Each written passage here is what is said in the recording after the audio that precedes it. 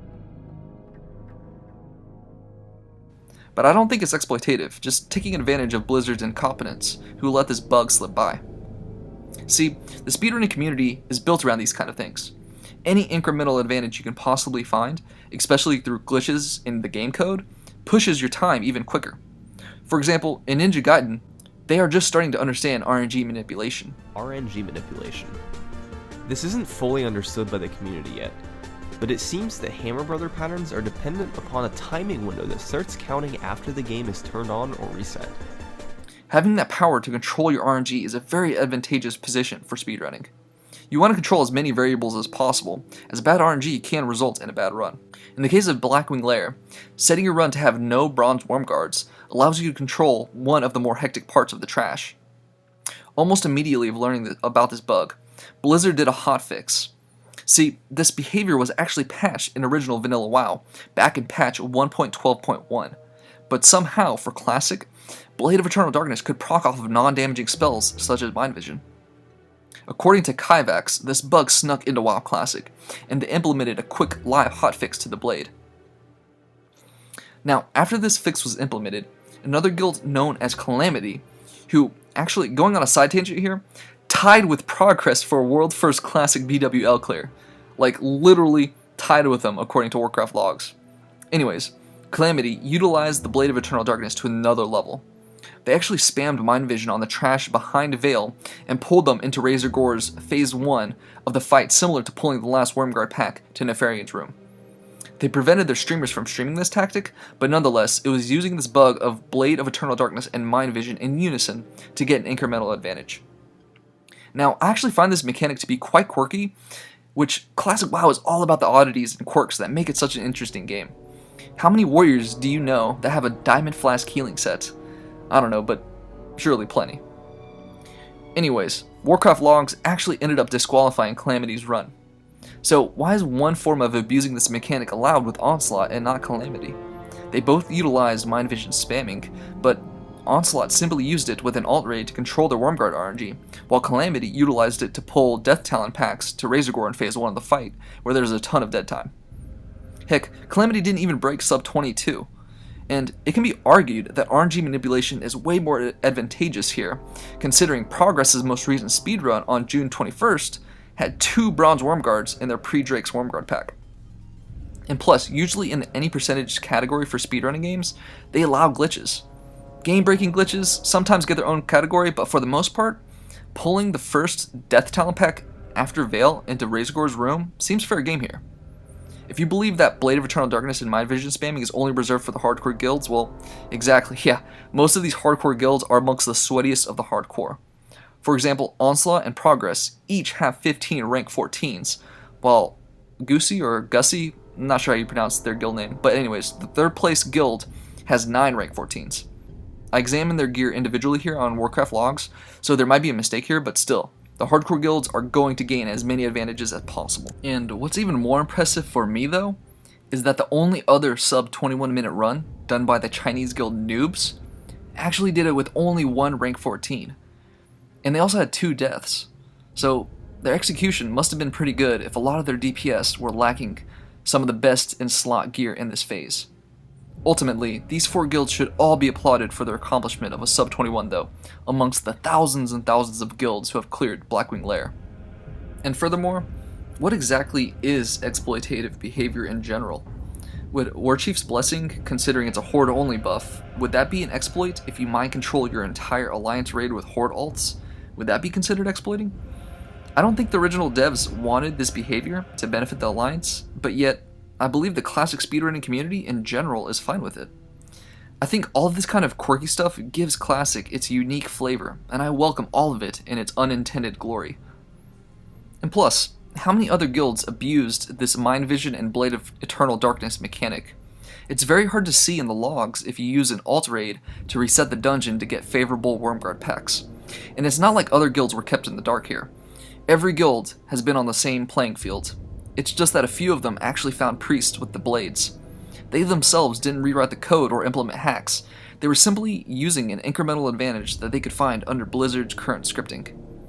Either way, I don't think it really matters. I do believe Calamity's run should still be counted if Onslaught's legendary run is counted as well, which I believe both are 100% legitimate.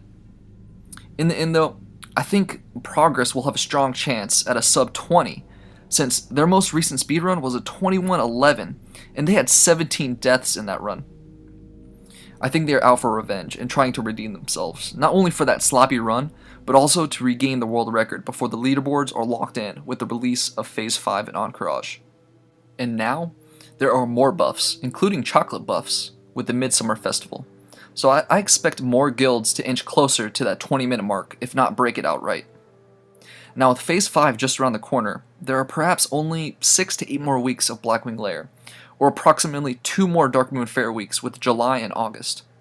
If you can squeeze in 2 attempts per Darkmoon Fair week, there's perhaps only 4 more legitimate attempts before the leaderboards are locked in. This is assuming a mid-August release date, which has not yet been confirmed, but everyone expects an announcement from Blizzard soon. This is just going off of a chart made by Reddit user Crits on the Classic WoW Reddit, and so far it has seemed to overlap relatively evenly. If a guild is to break sub 20, they are limited in number of attempts, as once Phase 5 and Encourage are released, the current leaderboards will be locked into place, just as Molten Core was with Tier 1 gear.